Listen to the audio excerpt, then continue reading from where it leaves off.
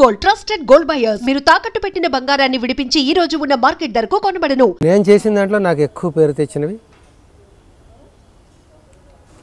రైటర్గా నేను చూసుకుంటే నాకు చాలా పేరు తెచ్చినవి చాలా సినిమాలు ఉన్నాయి. అప్పులపారావు, ఆ ఒక్కటి అడక్కు, హలో బ్రదరు, వారసుడు, హిట్లరు, సొంత ఊరు, భాగ్యలక్ష్మి బంపర్ డ్రా, ఇలాంటివి ఏది తీసుకున్నా కూడా ఈవేళ కిష్కిందకాండ. ఇప్పుడు భాగ్యలక్ష్మి బంపర్ డ్రా అది కూడా ఒక రోడ్ షో కాదు, కానీ అది ఒక దానికోసం పెట్టే పరుగులు. సీక్రెట్ వీడి నుంచి వాడికి తెలిసిన, వాడి నుంచి వాడికి తెలిసిన, వాడి నుంచి వాడికి తెలిసిపోయిందేమో, వీడికి తెలిసిపోయింది. ఆ స్ట్రగులే అందం అందులో. ఒక దాన్ని పంచుకోవాలి పెద్ద నిధిని. దీన్ని మనం ఎప్పుడో కిష్కిందకాండలో చేశాను. ఆ కిష్కిందకాండలో రోడ్డు షో అది. ఒక నిధి ఎక్కడో ఉంది ఒక శ్మశానంలో, దానికోసం అనేక మంది పరిగెడుతున్నారు. ఆ పరిగెడుతున్నప్పుడు ఎవరి నుంచి ఎవరికి సీక్రెట్ తెలిసిపోయింది. వాడికి తెలిసిపోయిందేమో, వాడు ముందు సొంతం చేసేసుకుంటాడేమో అని వీడి కుట్ర కుయుక్తి ఎలా పన్నాడు. ఈ అడ్డదారిలో ఇంకొకరిని మోసం చేసి వాడి వెహికల్ ఎలా పట్టుకుపోయాడు. వీడి మీద కక్షతో వీడు ఇంకో వెహికల్ పట్టుకొచ్చి దారిలో వీడిని ఎలా దెబ్బతీసాడు. ఇదంతా క్వైట్ ఇంట్రెస్టింగ్. ఇందులో బోరు కొట్టడం అనేది ఉండదు. అలాగే ఎవడి గోల వాడిది. కాసేపు కామెడీ గురించి మాట్లాడుకుందాం, సీరియస్ తర్వాత మాట్లాడుకుందాం. కామెడీ నువ్వు ఆలోచించవా, కామెడీ లేక చచ్చిపోతున్నారు జనాలు. ఒక్క కామెడీ తీ, తర్వాత నువ్వు మెగా ఫిల్మ్స్ తీద్ది. కానీ ఒక్క కామెడీ తీ. ఈవీవి గారు వాళ్ళు తీసిన టెస్ట్ ఇదిలో ఒక నీ డెబ్యూ సినిమా అది చేయని నేను అంటలేదు. నీ జీవితం చేయంగా ఒక కామెడీ చెయ్యి. మీరు చెప్పండి నాకు, కామెడీ సినిమా అన్నది చేస్తే ఓకే, స్పాట్లో మీరు అన్నట్టు అప్పటికప్పుడు ఎంజాయ్ చేస్తారు, సూపర్ హిట్లు అయి ఉండొచ్చు. ఒక 20 సంవత్సరాల 10 సంవత్సరాల తర్వాత చూస్తే గుర్తుండిపోయే సినిమాలు ఉంటాయా 10-20 సంవత్సరాల తర్వాత కామెడీ వరకు? నేను గనక రాయదలుచుకుంటే కథ, లేదా ఆ కథా చర్చల్లో నేను కూర్చున్నప్పుడు నేను ఒప్పుకోనది. కేవలం నవ్వేసి వెళ్ళిపోయే సినిమాలకి అది ఎంత డెకరేషన్ అయినా సరే, శవాలంకరణ, శవానికి ఎన్ని పట్టు చీరలు కట్టినా జీవం లేదు అందులో. సో జీవం ఉన్నదానికి పట్టు చీర అక్కర్లేదు. నార చీర అయినా కూడా అందమే, కాటన్ చీర అయినా కూడా, ధర్మవరం కాటన్ శారీ అయినా కూడా అందమే. సో జీవం ఉండాలి. జీవం ఎప్పుడు ఉంటుంది? సోల్ ఎప్పుడు ఉంటుంది? ఎమోషన్. ఓన్లీ నవ్వించడమే కాకుండా ఆ తీసుకున్న కథలో దమ్ము ఉండాలి. ఆ దమ్మే నీకు గుర్తుండేలా చేస్తుంది. ఓకే, అలా తీసుకుని నేను పేర్లు చెప్తే మళ్ళీ కొన్ని ఇవి లేవు కదా అని అనొచ్చు నువ్వు. ఓకే. సో నువ్వు కామెడీ తీసుకో, సీరియస్ తీసుకో, ఏదైనా తీసుకో. ఒక ఫార్మాట్ ఇవి ఉంటాయి కదా, అవి మెయింటైన్ చేయి. ఇప్పుడు నన్ను కూర్చోబెట్టు, నన్ను కూడా కాంట్రవర్షియల్గా అడగచ్చు కదా నువ్వు.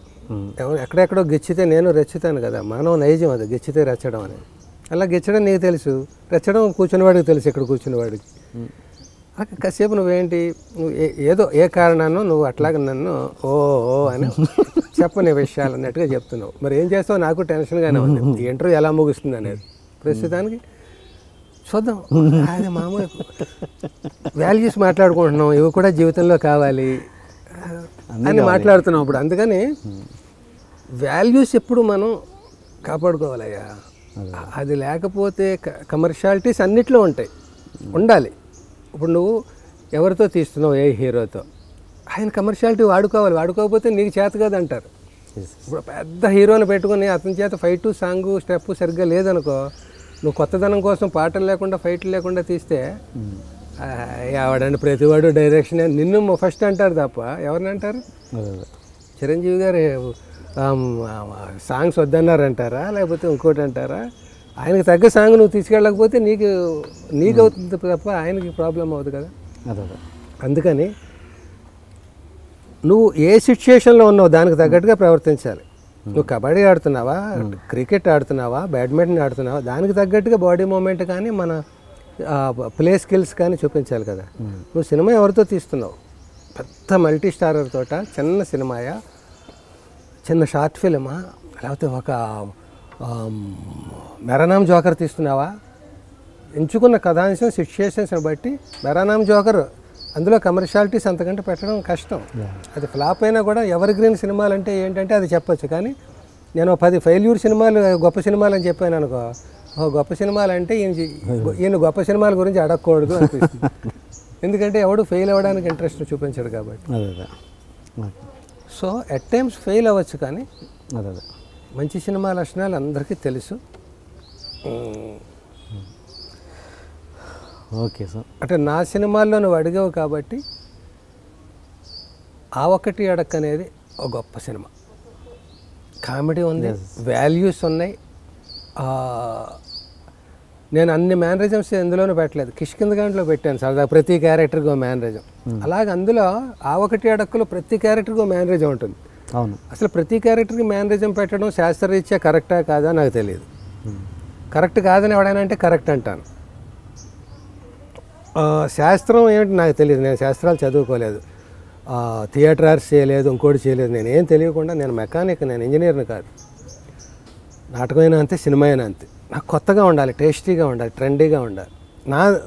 ఇప్పుడు నాకు 60 ఏళ్ళు నిండిన వాడిని ట్రెండీగా 13వ ఏట లవ్ అని ఊహించుకు రాయగలను తప్ప ఈ వేళ 13వ ఏట వాడిని నేను దృష్టిలో పెట్టుకు రాయడం చాలా ఎక్సర్సైజ్ చేయాలి.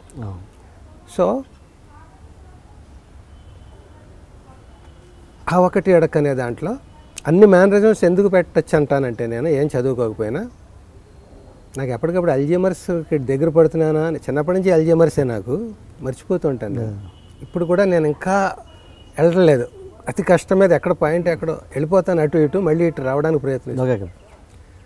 అన్ని క్యారెక్టర్స్కి అన్ని మేనరిజమ్స్ ఎందుకు పెట్టచ్చు, ఎందుకు పెట్టకూడదు అంటే, ఏదో అన్నిటికీ మేనరిజం పెడితే రైటరే కనపడుతుంటాడు అక్కడ, మైనస్ అది.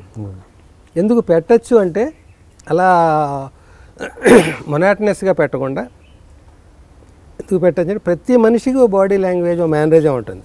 నువ్వు అబ్జర్వ్ చేయి, ప్రతి మనుషులు నీ దగ్గరికి అనేక మంది వస్తారు కదా, ఏదో ఓ మాటో, ఓ హ్యాండ్ మూమెంటో, లేకపోతే ఫేషియల్ ఎక్స్ప్రెషనో, ఏదో అలా అనడం ఏదో ఉంటుంది. అది మేనరిజం అంటే డైలాగ్ మేనరిజమే కాదు, అనేక సో అందరికీ అట్లా పెట్టుకోవచ్చు. అట్లాగే కామెడీ సినిమాకి కొంచెం పాటకి ప్రాస ఎలాగైతే ఈజీ క్యాచింగ్గా ఉంటుందో అలాగే మేనరిజం డైలాగుల్లో పట్టుకుంటుంది క్యారెక్టర్. అలాగే నేను ఆ ఒకటి అడుగులో అన్ని మేనరిజమ్స్ పెట్టడం, మంచి కంటెంట్, నీ కష్టాన్ని నమ్ముకో, నీ కృషిని నమ్ముకో, అదృష్టాన్ని నమ్ముకోకు. ఎప్పుడో ఏడాది తర్వాత నువ్వు కింగ్ అవుతావు అనేది నమ్మకం అసలు. అయితే అవని ఇప్పుడు నా జాతకం రాహుకాలం నడుస్తుంది, 20 ఏళ్ళు నీకు పనికిరాదండి అంటాడు ఆవిడ. 20 ఏళ్ళు పడుకుంటావా, లేకపోతే అండర్ గ్రౌండ్లోకి వెళ్ళిపోతావా, లేకపోతే తలుపులు వేసుకుని కూర్చుంటావా? ఈ 20 ఏళ్ళు అసలు నీకు విజయాలే ఉండవా జీవితంలో? 20 ఏళ్ళు అంతా ఫెయిల్యూర్సా? అదే కొంత నమ్మాలి. అలాగని మరి రాహుకాలం నమ్మవా అంటే అన్నీ నమ్ముతాం. సారీ, రాహుకాలం అన్నట్టున్నాను. 20 ఏళ్ళ రాహుకాలం ఉండదు, 20 ఏళ్ళ రాహు మహాదశం, 18 ఏళ్ళు, అదే లెక్క ఉంది దానికి. అట్లాగా అంతకాలం పడుకోం కదా మనం. అసలు నువ్వు దుర్ముహూర్తంలో పుట్టావు, నీ జీవితం వేస్ట్ అనుకుంటే తీసేయవు కదా. వాడే ఎక్కువ సాధిస్తాడు. అమావాస్య నాడు దొంగైనా అవుతాడు, దొరైనా అవుతాడు అంటారు. అమావాస్య పుడితే ఆడు దొర అవుతాడేమో, కృషి చేస్తే దొర అవుతాడు, పడుకుంటే దొంగ అవుతాడు. సో ఆ ఒకటి అడక్ ఎందుకు గొప్ప సబ్జెక్ట్ అంటే, ఏదైనా కూడా గొప్ప సబ్జెక్ట్ ఏంటని ఇందాక మనం మాట్లాడుకున్నాం. అందులో కనెక్ట్ అవ్వాలి. నువ్వు ఏ ప్రేక్షకుడికి చూపిస్తున్నావో వాడు కనెక్ట్ అవ్వాలి దాంతో. నేను ఈవేళ అమ్మ 1వ తారీఖు అంటారు నేను కనపడగానే. ఎందుకంటే సమాజంలో మిడిల్ క్లాస్ పీపుల్ ఎక్కువ ఉన్నారు, పూర్ క్లాస్ లేరని కాదు, వాళ్ళు ఉన్నారు. కానీ మిడిల్ క్లాస్ వాళ్ళు కనెక్ట్ అయిపోతారా, వాళ్ళ కథే అది. ఒంటెద్దు బండి అంటే దాన్ని అమ్మ 1వ తారీఖుగా చేసాం. ఒక్కడే యజమాని సంపాదిస్తాడు, మిగతా వాళ్ళందరూ పారసైట్స్లో కూర్చొని తింటూ ఉంటారు. ఆ వ్యవస్థ మనకుంది. దాన్ని ఒంటెద్దు బండితో పోలిస్తాం. ఒక ఎద్దు లాగుతుంటుంది, మిగతా వాళ్ళందరూ బండి ఎక్కి కూర్చొని తొక్కుతూ ఉంటారు, దీని మెడలు ఇరిగిపోతూ ఉంటాయి. అలా మిడిల్ క్లాస్ వాళ్ళు ఎక్కువ ఉన్నారు మనకి వ్యూయర్స్. వాళ్ళు ఎక్కువ కనెక్ట్ అవ్వాలి. వాళ్ళ సబ్జెక్ట్ అయితే వాళ్ళు కనెక్ట్ అవుతారు. కనెక్ట్ అయ్యారు కాబట్టి నా సినిమాలు అన్నింటిలో అమ్మ 1వ తారీఖు గొప్పది అంటారు. నా ఇంకో గొప్ప సినిమాలు ఆ ఒకటి అడుగుతో పాటు కామెడీ గురించి చెప్పుకున్నాం అనుకుని ఆ ఒకటి అడుగు చెప్పాను. నేను రైటర్గా ఉన్నది, అందులో నేను వేషం వేయలేదు. ఇది ఇందులో హీరోని నేనే. అమ్మ 1వ తారీఖు నా నాటకం, అది నేను ఒక మొత్తం స్క్రిప్ట్ రాసుకున్నాను. తర్వాత అది కొన్ని చేంజెస్ జరిగి ప్రధాన పాత్ర నాకు వచ్చింది, నేను రచయితగా అందులో ఇది చేసి. ఆ రకంగా ఈ 2 చాలేమో నా గురించి చెప్పుకోవడానికి. 100 చెప్పుకోవడం కంటే ఆ ఒకటి అడక్కు, అమ్మ 1వ తారీఖు, కానీ హిట్లర్, హలో బ్రదర్, ఇవన్నీ గొప్ప గొప్ప సినిమాలు అవన్నీ. అంటే కొన్ని అప్పటి పరిస్థితులను బట్టి గొప్పవా, ఎప్పటికీ గొప్పవా అంటే నాకు ఇప్పుడు మరి హలో బ్రదర్, హిట్లర్ అవన్నీ ఇప్పటికీ రెఫరెన్స్ ఇస్తారంటే వాళ్ళు. ఆది అలాంటి సినిమా నేను యాక్ట్ చేసినందు ఆ క్యారెక్టర్ని బట్టి నన్ను చెప్తారా? అదే ఆది అనేది ఇప్పుడు సపోజ్ ఒక హీరో కలిసినప్పుడు ఆది టాపిక్ వచ్చింది అనుకో, ఒకలా చెప్తారు. డైరెక్టర్ దగ్గర ఆది టాపిక్ వస్తే ఒక టాపిక్ మాట్లాడతారు. నా దగ్గర ఆది అంటే ఆ క్యారెక్టర్, నా క్యారెక్టర్ గుడ్ మార్నింగ్ క్యారెక్టర్ గురించే మాట్లాడతారు. ఎస్ ఎస్ అది వేరే ఎవరి దగ్గర వచ్చినా గుడ్ మార్నింగ్ మాట్లాడరు.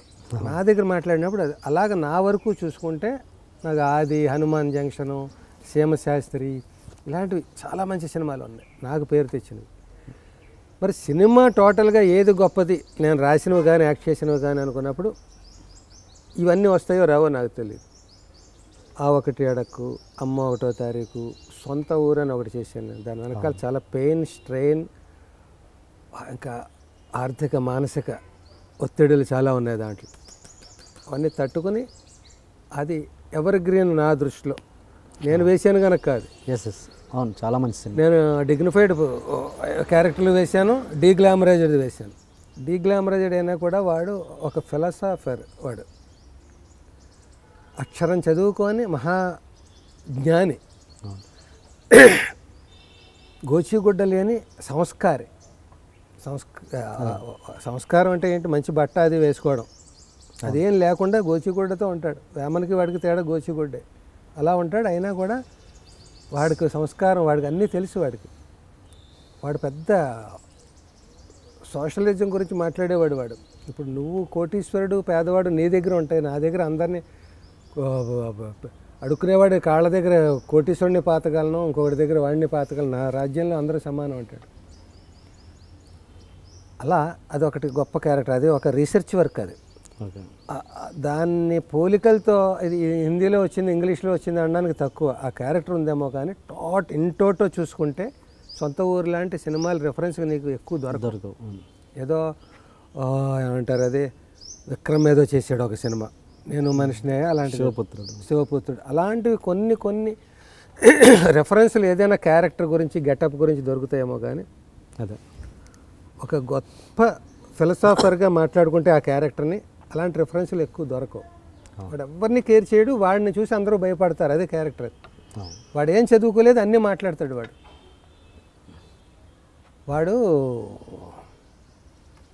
చూస్తుంటాడు అలా అలా అలా ఇంటింటికి వెళ్ళి, వీడికి 80 ఏళ్ళు అయిపోయాడు, రేపో మాపో వస్తాడు మంది లెక్క వేసుకుంటాడు. పక్కన మనవాడు అంటాడు. ఇంకో ఇంట్లో ఏడుపులు వినిపిస్తూ ఉంటాయి. ఒక చిన్న రాయి ఎక్కి ఆ కిటికీలోంచి తొంగి చూస్తాడు. పోయిందన్నమాట ముసలిది అనుకుని. అది నవ్వుతోంది అంటుంది లోపల. పళ్ళు లేవు దానికి. ఎవరో అంది. నేను రుద్రస్వామిని. నువ్వా? పోయాననుకున్నావా? కిటికీలోంచి చూస్తున్నావు? లేదు, టీవీలో ఏడుపులయ్యి. నేను ఇదిగో జీడిపప్పు దంచుకు తింటున్నాను. పళ్ళు లేవు కదా, దంచుకు తింటుంది. పళ్ళు లేకపోయినా జీడిపప్పు తింటుంది. తిను బాగా తిను అనేది కిందకి దిగి మనవడితో అంటాడు, ఇది నా ఖాతా కాదు, నీ ఖాతా. ఇంకో 27 డోకా లేదు దానికి. ఇలాగా ఒక చోట పందిని ఈడ్చుకెళ్తూ ఉంటాడు, చచ్చిన పందిని. అలా హోటల్ కనిపిస్తుంది, అట్లు కాలుస్తూ ఉంటుంది. అది ఓ 20 మంది జనాలు ఉంటారు. వీడిని పందిని చూసేటప్పుడు ఇలాగో పరిగెత్తి వెళ్ళిపోతారు తింటున్న వాళ్ళందరూ. దీని బేరాలు పోయి తిట్టుకుంటుంది, చచ్చినవాడు ఇప్పుడే రావాలరా, అందరూ వెళ్ళిపోతున్నారు నిన్ను చూసి. అంటే ఇక 2 అట్లు కాల్చి బాగా కాల్చు, రేపు నేను కూడా నిన్ను బాగా కాలుస్తాను నువ్వు నా కాటికి వచ్చాక. అదవా దరిద్రుడా అయితే. అంటే వాడికి తెలిసిన భాష అది. వాడు కాల్చడం అంటే అది, దీన్ని కాల్చడం అంటే మన దోశ. వాడు కాల్చడం మనుషుల్ని. సో వాడు అందులో అంటాడు, రే బుజ్జిగా, ఈ భూమిని, ఈ నేలతల్ని ఇప్పటి వరకు ఎంతమంది కొని ఉంటారు, ఎంతమంది అమ్మ ఉంటారు. ఇప్పుడు ఈ ప్లేసే తీసుకో, మనం కూర్చున్న ప్లేస్. ఇది ఏ ఒక్కడితో కాదు సృష్టి. ఈ ఒక్కడు ఎంతకాలం ఉండడు, ఇది ఎప్పటి నుంచో ఉంది భూమి. ఈ మనుషులు మాత్రం వస్తూ వెళ్తున్నారు. మనుషులు ఉండగానే ఎక్స్చేంజ్ అవుతూ ఉంటాయి, ఆస్తులు కొనుక్కుంటుంటారు, అమ్ముతూ ఉంటారు. అలాగంటాడు, ఈ భూమిని ఇప్పటి వరకు ఎంతమంది ఎన్ని రకాలుగా కొని ఉంటారు, ఎంతమంది అమ్మి ఉంటారు. కొన్న ప్రతివాడు ఇది నాది నాది నాది అనుకుంటుంటాడు. మనిషి ఎప్పుడో రే లేని దానికోసం ఎతుకుతా పోతూ ఉంటాడు. ఆ ఎతుకులాట్లో ఆడే తప్పిపోతాడు. ఎంతైనా మనకి కావాల్సింది ఏంట్రా 6, 3 ఎంతవరకు వచ్చింది నీ కారు? అది ఏదో మళ్ళీ మళ్ళీ కష్టం సుఖం అనమాట. ఇంత వేదాంతం చెప్పినవాడు కారు కొనాలి, ఆడి సమస్య. ఎంతవరకు వచ్చింది నీ కారు? ఏదో 3,000 3,000 6,000 సరిపోద్దా? ఆడు 3,000 అడిగితే 6,000 సరిపోద్దా? కొనరా.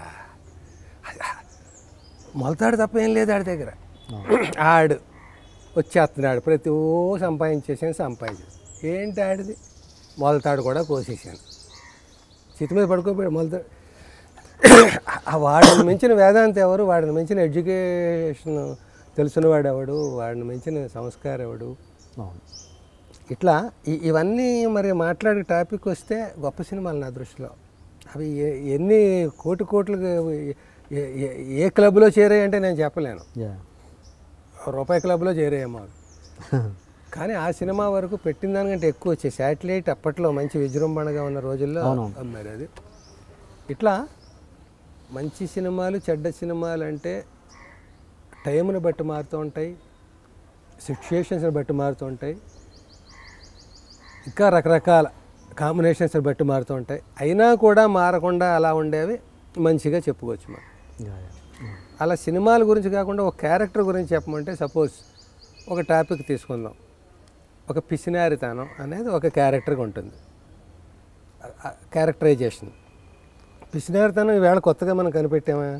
మనిషి పుట్టినప్పటి నుంచి పిసినారితనం దాచుకుంటూ ఉంటాడు, రేపు ఉండదేమో అని. చీమ కూడా 2 పంచదార పలుకులు అయితే ఇంకో చీమ కొట్టేయకుండా దాచుకుంటుంది. పిసినారితనమే, కొంచెమే తింటుందేమో. కానీ ఇప్పటికీ ఎవర్ గ్రీన్గా ఉంది. ఎందుకని? మన సినిమాల్లో రేలంగి వేస్తే ఒకలా పండుతుంది, కోట వేస్తే ఒకలా పండు, ఇంకొకటి వేస్తే ఇంకొకలా పండు. మనుషులు మారినప్పుడు క్యారెక్టరైజేషన్ మారి టాపిక్ అదే. రేలంగి అదేదో సినిమాలో ఒక గాడ్రేజ్ బీరువాలోంచి తాళం తీస్తాడు భద్రంగా, తాళాలు మళ్ళీ ఎవరు దొబ్బేయకుండా తీసి ఏం చేస్తాడంటే 3 కట్టె పుల్లలు, పందెం పుల్లల్లా ఉంటాయి, దానికి ఒక తాడు కట్టి ఉంటుంది, అది ఇస్తాడు. ఇంకో సురుగు తాగుతాడు. ఎండు మిరపకాయలు 2 తీసిస్తాడు భార్యకి. ఇలాగ ఇచ్చి వంట అయిపోయింది వాటికి వెళ్ళిపోవాలి లాక్ చేసేస్తాడు. దాన్ని ఎండా పెట్టుకుని ఇదేం కర్మరా నీకంటే పొదుపు అనమాట. అదే మరి కోట శ్రీనివాసరావు అందులో జంజాల గారు అదే మేకనే ఊహించుకొని దాన్ని పెట్టుకుని అదే తింటున్నట్టు ఊహించుకోవడం. అన్నీ పండుతాయి. అలాగే ఆమెలో పుచ్చంకాయలు ఇవన్నీ కింద చేరేసి కింద వంపేసి వెళ్ళిపోవడం, అన్నీ ఎంజాయ్ చేస్తాం మనం.